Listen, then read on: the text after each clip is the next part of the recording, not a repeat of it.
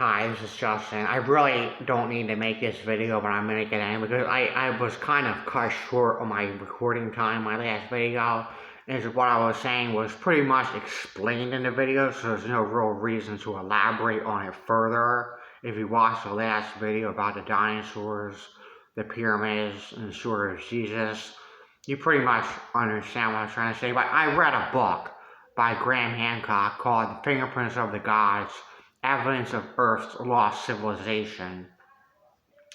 And he explains not just the Great Pyramids, but the pyramids in Mexico, which weren't as big as the Great Pyramids and didn't have the tombs and the chambers in them and went into the ground and stuff. But there was a whole city built in Mexico, and he explains that, and he explains the Aztec lands in this desert. I forget the location of it, but he says you can see it from up in an airplane. And there's a monkey or a spider and different figures drawn that are perfectly straight lines and perfectly made that spread miles long, and you can only see them up from an airplane. And then Mount Pikachu, it's not Pikachu, it's something like that. And that's the whole city up on this mountain looking thing. And that has blocks cut, put in place. It's like a little city there, a stone city. And it's ancient. It goes with the pyramids. When I was reading that book, I didn't know. When you hear about the hieroglyphics, those are not in the Great Pyramids. They're in the other pyramids. The hieroglyphics are not, the Great Pyramids don't have hieroglyphics on the walls like you see in the movies. That's what I'm trying to say. And I didn't know that till I read this book. They're in these other pyramids at a different location. Now, whether NASA or Planet Nibiru, like Zecharia Sitchin talks about in his book about the Anunnaki, is just further out in orbit and it hasn't came back around yet, or whether it exists or not, whether we'll ever see Planet Nibiru come back around, we might or might not ever see it if it exists or not. But this is the thing. Our planet was visited by a Nephilim or an extraterrestrial race, because the Egyptians did not build the pyramids. There's no way. And you will not know that. It's to say they use these ropes, it's to levitate the blocks. Do you know how much time that would take? And if you have to read and see how there's a walkway in the pyramid and the walls are cut. The tombs, inside the tombs, there's megaton blocks weighing tons, big blocks up above inside how would you get that in there and fit in that location around the chambers and then build the rest of the pyramid? We couldn't even do that today. If we tried to build one of those pyramids like they did, whoever built those was not the Egyptians. The Egyptians, I mean, if you're watching this, tried to claim the pyramids, but they did not build them. They tried to claim something that they did not construct. There's no way the Egyptians. The technology back then was too primitive. And how did you cut the blocks so perfectly and put them inside the tombs and everything, and levitate those larger blocks that are inside the tombs and build the rest of the pyramid? It doesn't make any architectural sense. We couldn't even do it today. That's what I'm saying. They basically, we were visited, because we know it wasn't the Egyptians.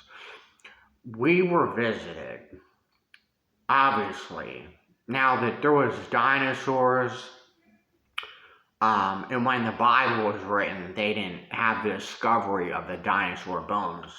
So that's why they were not written or included in the Bible. They didn't know dinosaurs existed. We discovered and uncovered dinosaur bones. And I heard the Drexel location has fake dinosaur bones. They're remolded. They're not the original. They're not real dinosaur bones. I think they're real dinosaur bones and that were put together. And you can see the real dinosaurs, authentic ones. I think it's in Manhattan, New York. I could be wrong. Don't quote me on it, but I looked it up. It says something about New York and Manhattan. The Drexel location is reconstructed, artificial. It's not real dinosaur bones. So if you're looking for genuine dinosaur bones, it's not at the Drexel location. If you wanted to see the dinosaur skeletons, but they hadn't uncovered them when they found the Bible and deciphered the language and rewrote the Bible into the English language and stuff like that. They didn't know about the dinosaurs back then. But Sumerian mythology, the biblical events described in the Sumerian tablets by talking about the Nephilim and stuff, that predates Christianity. When you get into the Anunnaki and Planet Nibiru and stuff, that in the tablets found in Sumer were predates Christianity, and it tells the same but a different version of events, but kind of similar to the biblical story. So, but besides that, we have to factor all those things in and accept the fact that the Egyptians did not build those pyramids, and the Sphinx is in alignment with the celestial zodiac Leo, and they say to me it looks like a cross between one of the kings and a lion. Like the head doesn't look like a lion. The head looks like one of the kings from the statues that they found, and the rest of the body looks like a lion. So it's like a hybrid, if you ask me, if you want my opinion. And there was debates about that, whether it looked like one of the kings that they found in the statues or whether it was a lion. And to me, it looks like a hybrid. Like part of it, the face of it is of the king, and then the rest of the body is the lion.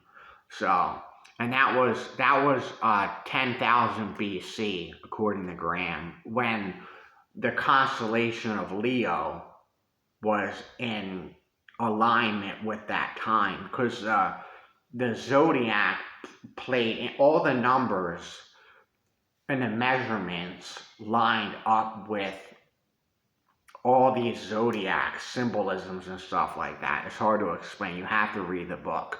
And that was about the Sphinx that was created. But the pyramids, there's no way we could even make those pyramids today with all the technology that we have. We could not even build those pyramids today. And the fact that they were built so long ago, that everything was so primitive, how would you even make? Basically what happened is our planet was visited by an extraterrestrial race. After the dinosaur era, we were visited, and who is it? After the dinosaur era, we have the dinosaurs, the pyramids, the Sumerian mythology, and we have the story of Jesus. And put this all together, and it's reality.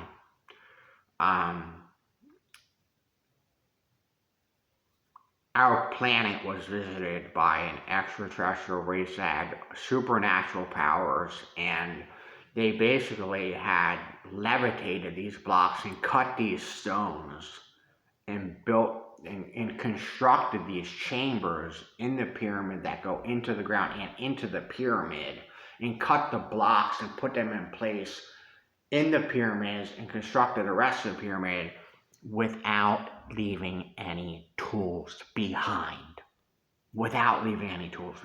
And left our planet without leaving. They must have gathered all of their tools. They gathered all their tools. They had to have used something to cut those blocks. and they had to have some type of supernatural architectural ability to create the chambers, put the blocks in place, build the tombs and the rest of the pyramid, and then left our planet and took all of their tools with them and left without a trace, left no evidence behind of how they built these pyramids. And it's the greatest mystery on our planet today.